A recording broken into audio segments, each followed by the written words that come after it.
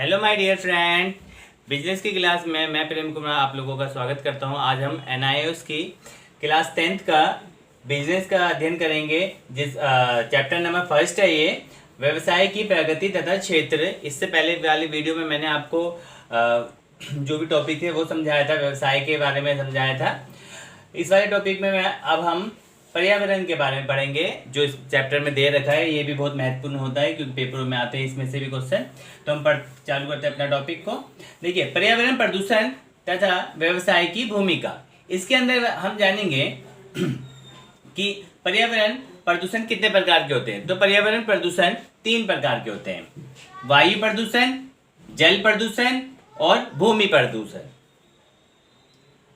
एक एक करके हम सारे प्रदूषणों को एक्सप्लेन कर देते हैं। किसी भी एक टॉपिक में से एक प्रदूषण में से आपके पेपर में आ सकता है। तो मैं चालू करता हूँ, वायु प्रदूषण से चालू करते हैं। देखिए, वायु प्रदूषण किसे कहते हैं?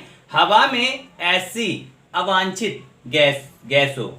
अवांछित मतलब जो गैस होनी नहीं चाहिए, जो गंदी गैस होती है वो अवांछित गैस, और धूल के कण आदि की जो उपस्थिति होती है, जो उसमें उपस्थित होते हैं वायु में, जो लोगों के लिए बहुत खतरनाक होते हैं, जो प्रकृति के लिए, नेचर के लिए खतरनाक होते हैं, उनकी जो उपस्थिति होती है, वो जो प्रेजेंस होते हैं उसके अंदर वायु में, तब उसे हम क्या कहते हैं? वायु प्रदूषण कहते हैं।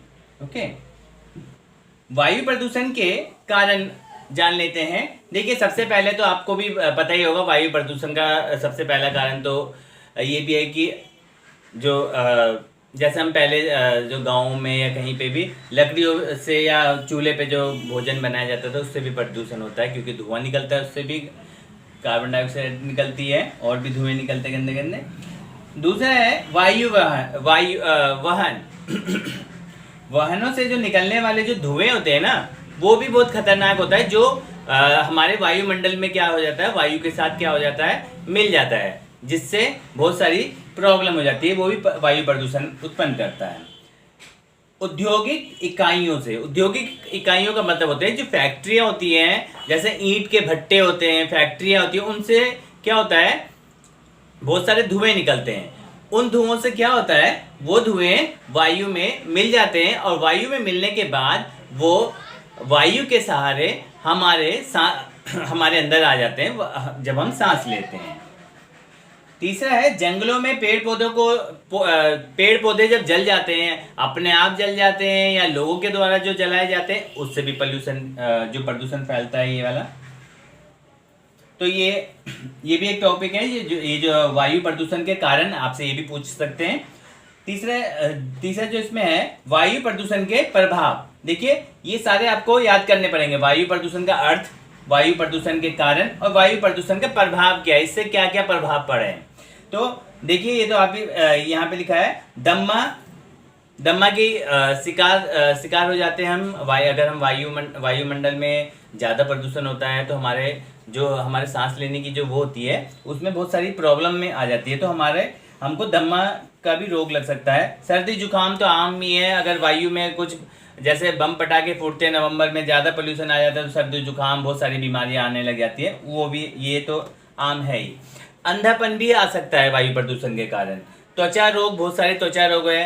कैंसर रोग, त्वचा कैंसर के भी रोग हो सकते हैं। और जो सबसे वो है अम्लीय वर्षा। देखिए, अम्लीय वर्षा क्या होती है, जो फैक्ट्रियों से, जो वाहनों से निकलने वाले जो धुएं होते हैं ना, उसमें से नाइट्रोजन के ऑक्साइड, सल्फर डाइऑक्साइड, ये सारे जो ऑक्साइड होते हैं, नाइट्रोजन ऑक्साइड और सल्फर डाइऑक्साइड, जब ये वायुमंडल में मिल जाते हैं तो ये क्या बना देते हैं, उसको एसिडिक बना देते हैं। उस वर्षा, जो वायुमंडल में एसिड होता है, वायुमंडल में ये इकट्ठा हो जाते हैं। जब वायुमंडल से बारिश होती है तो ये उन बारिश के साथ जमीन पे आ जाते हैं। तो इसी को हम क्या कहते हैं? अम्लीय वर्षा, मतलब एसिड रेन कहते हैं। ओके, अब हम बात करते हैं जल प्रदूषण की। दूसरे नंबर का जो प्रदूषण है, जल प्रदूषण, इसकी बात करते हैं। जल प्रदूषण किससे कहते हैं? देखिए, पानी में अवांछित तथा घातक तत्व की उपस्थिति से पानी क्या हो जाता है? दूषित हो जाता है। इसी को हम क्या कहते हैं? जल प्रदूषण कहते हैं। वो जल प्रदूषण में मैंने बताया, जो पानी में क्या आ जाते हैं? अवांछित का मतलब होता है जो पानी को नहीं चाहिए, वो गंदे तत्व वो घातक तत्व उसमें क्या आ जाते हैं, प्रेजेंस हो जाते हैं, जिससे वो पानी क्या हो जाता है, दूषित हो जाता है। इसी को हम क्या कहते हैं, जल प्रदूषण कहते हैं। इसके कारण हम बात कर लेते हैं। देखिए, मानव मल का नदियों, नहरों आदि में क्या होता है, विसर्जन होता है। जो मानव के जो मल मूत्र होते हैं वो कहाँ जाते हैं, नदियों में जाते हैं, नहरों में जाते हैं, तो उससे भी वो क्या होता है, जल क्या हो जाता है, प्रदूषित होता है। सफाई तथा सीवर का उचित प्रबंध ना होना, जो सफाई होती है या सीवर का उचित प्रबंध नहीं होता, जिसके कारण भी हमारा जल क्या हो जाता है, प्रदूषित हो जाता है। नदियों में कूड़े कचरे और मानव के जो सब डाले जाते हैं, इससे भी वायु जल क्या है, प्रदूषित होता है। सब डाले जाते हैं, आपने देखा होगा मूर्तियां भी डाली जाती थी पहले, तो उनसे भी क्या होता था, जल प्रदूषित होता था। एक और है, फैक्ट्रियों से जो निकलने वाले जो रसायन होते हैं, जो घातक रसायन होते हैं, वो भी क्या होता है, जो विषैले रसायन होते हैं वो भी क्या होता है, फैक्ट्री वाले कहाँ डाल देते हैं, वो सारा वो नदियों में डाल देते हैं, नहरों में डाल देते हैं। इससे क्या होता है, उसमें जो जीव जंतु जो होते हैं उन नदियों में, वो क्या हो जाते हैं, मरने लग जाते हैं। और वही जो पानी जब जमीन के द्वारा जब वो एक जगह से दूसरे जगह जाता है, और वहाँ पे जो लोग हैंडपंप का पानी पीते होंगे, अगर उसी नदी का पानी उनके हैंडपंप में आ जाता है, तो वो भी उससे क्या हो जाते हैं, प्रभावित हो जाते हैं। ओके, अब इसका प्रभाव पढ़ते हैं। प्रभाव में हम बात करेंगे। देखिए, मानव को इससे क्या क्या प्रभाव होते हैं, जो बीमारी आती है। देखिए, टाइफाइड, पीलिया, हैजा आदि बहुत सारी ऐसी बीमारी है जो लीवर को प्रभावित करता है। हमारा जो ये पानी होता है, सही ना, ये सारी बीमारियां लोगों को लग जाती है जब पानी क्या हो जाता है, प्रदूषित हो जाता है। इससे विभिन्न जीव और जो वनस्पति है वो भी क्या, उसकी जो प्रजाति है उनका भी क्या होता है, बहुत सा नुकसान होता है। ओके, हम बात करते हैं भूमि प्रदूषण की। सही है, भूमि प्रदूषण किसे कहते हैं, जमीन पर जहरीले, अवांछित और अनुपयोगी पदार्थों के भूमि में विसर्जित करने से क्या हो जाता है, भूमि प्रदूषण होता है।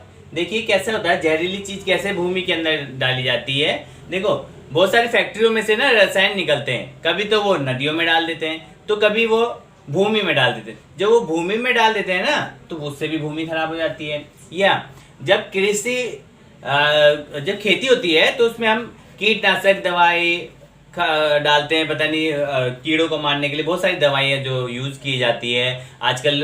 बहुत सारे वो भी यूज़ किए जाते हैं जिससे फसल जल्दी उग जाए। ऐसे ऐसे उर्वरक जो हम यूज़ करते हैं खाद के बदले, इससे क्या होता है, जो भूमि क्या हो जाती है, बेकार हो जाती है। तो इसे हम क्या कहते हैं, भूमि प्रदूषण कहते हैं। ओके, इसके कारण है कृषि में उर्वरकों, रसायनों तथा कीटनाशकों का जो अधिक प्रयोग होता है। ज़्यादा से ज़्यादा अगर हम इन चीज़ों का प्रयोग करेंगे तो वो भूमि क्या हो जाएगी, बंजर बन जाएगी, उसके अंदर कुछ भी नहीं उगेगा। ओके, दूसरा है औद्योगिक इकाइयों द्वारा, खानों तथा खादानों द्वारा जो औद्योगिक इकाइयाँ होती हैं, उनमें से जितने भी कूड़ा कचरा निकलता है, ठोस कूड़ा कचरा निकलता है, वो भूमि में डाल दिया जाता है। इससे भी भूमि क्या हो जाती है, प्रदूषित हो जाती है। भवनों, सड़कों आदियों का जब निर्माण होता है, तो वो भवन टूटते हैं, टूटने के बाद जो उनका ठोस होता है वो भी भूमि पे डाल दिया जाता है, जिससे वो भूमि क्या हो जाती है, वहाँ पे भी उससे क्या हो जाता है, भूमि खराब होने लग जाती है। इसका प्रभाव क्या होता है, देखिए, ज़्यादा से ज़्यादा मात्रा में जब हम इन चीज़ों का प्रयोग करेंगे, इससे क्या होगा, कृषि योग्य जो भूमि होगी उसकी क्या हो जाएगी, कमी हो जाएगी। मैंने बताया, रसायन का ज़्यादा प्रयोग करेंगे तो जो खेती बाड़ी है, जो उपज देने वाली जो भूमि है, वो भूमि अब उपज नहीं देगी आपको, क्योंकि आपने ज़्यादा से ज़्यादा क्या किया, उर्वरकों का प्रयोग, रसायनों का प्रयोग, कीटनाशकों का प्रयोग किया। पर एक बार तो उसने आपको इतना धन दौलत दे दिया, दूसरी बार उसने आपको कुछ भी नहीं दिया।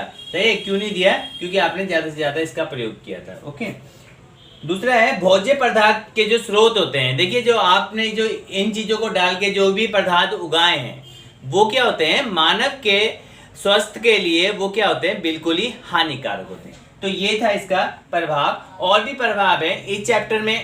ये जो फर्स्ट चैप्टर है व्यवसाय का, इसमें मैंने आपको मेन जो टॉपिक है वो समझा दिया है। इसमें और भी जितने टॉपिक रह चुके हैं, आपसे मैं अनुरोध करता हूँ कि आप उस किताब को पूरा पढ़ें। सही है, जितने भी टॉपिक रह चुके हैं वो आप भी पढ़ें, ताकि आपको पूरी की पूरी किताब ये समझ में आए।